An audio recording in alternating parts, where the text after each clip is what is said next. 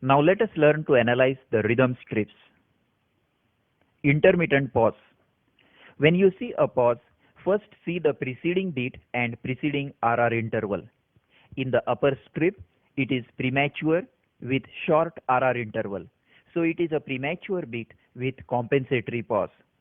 In the lower strip, it is a normal sinus beat with normal RR interval. So it is a sinus arrest with an escape beat. Now study the lower strip carefully. The beat preceding the pause is not premature, but it is not sinus arrest. Study the preceding P wave carefully and see whether it is altered or does it show a P wave. You can see a P wave, so it is a very premature atrial beat which was not conducted. If the T wave is normal, only then call it a sinus arrest.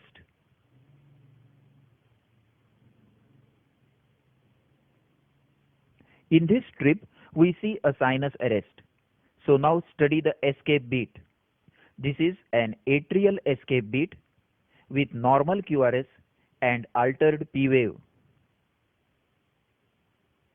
This is a nodal escape beat with normal QRS and inverted P wave. And this is a ventricular escape beat with wide and bizarre QRS and no P wave. If the SA node does not start functioning again, the escape beats continue and it is termed as an escape rhythm. This is a nodal escape rhythm. Note the inverted P waves in all the succeeding beats. This is an idioventricular escape rhythm. There are no P waves, QRS complexes are wide, occurring at a slow ventricular rate of 33 per minute. If the beat is premature, study the premature beat, its P wave, and decide its origin. This is an atrial premature beat with normal QRS configuration, altered P wave, and incomplete compensatory pause. This is again an atrial premature beat whose P wave is not seen but can be identified from a change in the T wave. Once again, note the change in the shape of T wave before the premature beat indicating a P wave. This is a nodal premature beat with normal QRS configuration, inverted P wave and incomplete compensatory pause. And this is a ventricular premature beat with wide and bizarre QRS, no P wave, opposite T wave and complete compensatory pause. Bradycardia. When the pulse is less than 60 per minute, ECG helps to pinpoint the exact cause of bradycardia. In this ECG, the pulse rate is 48 per minute. The structure of QRS complex is normal. Every QRS is preceded by a normal P wave and normal PR interval indicating sinus rhythm. This is sinus bradycardia. The same strip in lead 2, note normal P wave, normal PR interval and normal QRS. In contrast, in this ECG, the QRS complexes are wide and bizarre, occurring at regular intervals, but they are not related at all to the P waves, which have their own rhythm. This is complete heart block with ventricular rhythm. This is a very similar picture where the P waves have their own rhythm and QRS complexes have their separate rhythm. But QRS complexes are normal and the rate is 45 per minute. This is complete heart block with nodal rhythm. Here we see that every second P wave is followed by a QRS complex with normal PR interval, with the result that ventricular rate is half of the atrial rate. This is bradycardia due to 2:1 AV block, a fixed ratio AV block. This is typical sawtooth appearance of atrial flutter, but QRS complexes are seen after every fourth F wave. This is atrial flutter with 4:1 AV block or high degree AV block resulting in bradycardia. Here we see bradycardia due to nodal rhythm. The P waves are inverted and the rate is about 60 per minute. Usually it follows a sinus arrest with nodal escape rhythm. Note the sinus arrest followed by nodal rhythm. Sinus arrest may also be followed by idioventricular rhythm causing bradycardia. Note the QRS complexes which are wide and at a rate of 20 to 40 per minute. There are no P waves. This is idioventricular rhythm with a rate of 33 per minute. Bradycardia may also be due to effect of drugs like beta blockers or digitalis. Note this atrial fibrillation whose rate is less than 60 per minute due to effect of digitalis. This is another ECG with a rate of 58 per minute. Note the prolonged PR interval to 6 small squares and ST segment depression like a mirror image of correction mark. This is digitalis toxicity causing bradycardia. Tachycardia. Tachycardia has to be differentiated mainly to its origin, whether it is sinus tachycardia, paroxysmal supraventricular tachycardia, ventricular tachycardia, or atrial flutter fibrillation. First, we have to see whether the QRS complexes are normal or abnormal and whether P waves are present.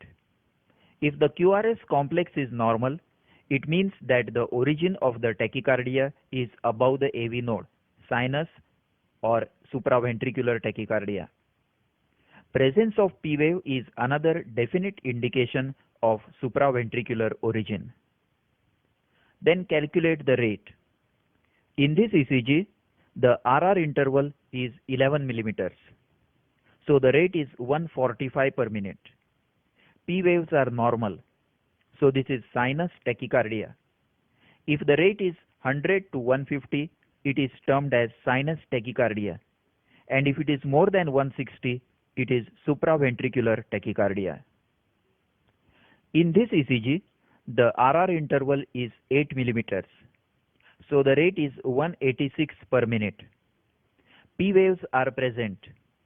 QRS complex is normal.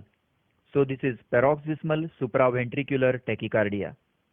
To put it in very simple words, only when the RR interval is less than 10 small squares, call it a paroxysmal supraventricular tachycardia. In this ECG, P waves are difficult to identify in the lower lead, but you should observe all the leads carefully for P waves. Though they overlap with T waves, usually in at least one of the leads it is possible to identify P waves. Note how prominent they are seen in another lead in the same patient.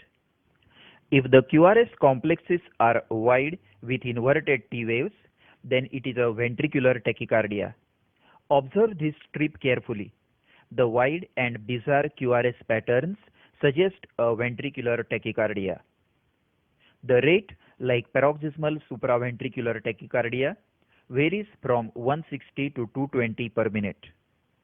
However, when this picture is seen, we must also rule out a supraventricular tachycardia with aberrant ventricular conduction of bundle branch block type. For this, study leads V1 and V6. Is there a typical RSR' or RR' pattern in these leads? No. So this should be a ventricular tachycardia. Number 2, look for capture beats with near normal QRS configuration. You can see one here in lead 2. A normal QRS beat confirms that there is no bundle branch block, and so this is ventricular tachycardia. Capture beat is a normal sinus beat in the middle of a ventricular tachycardia.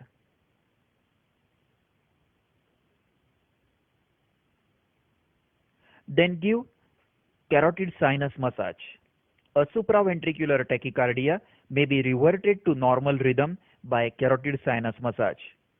This strip shows a continuous recording while a carotid sinus massage was given, and the arrow indicates the point where normal sinus rhythm started.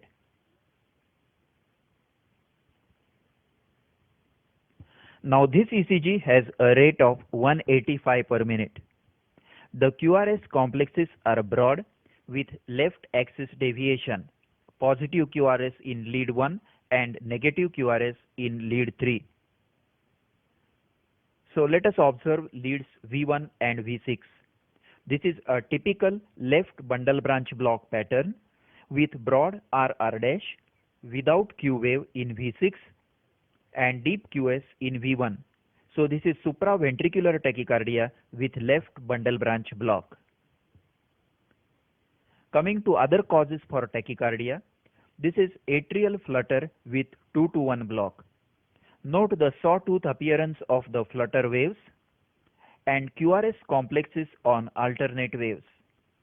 Since the flutter rate is around 300 per minute, ventricular rate is about 150 per minute. Atrial flutter with 2 to 1 block.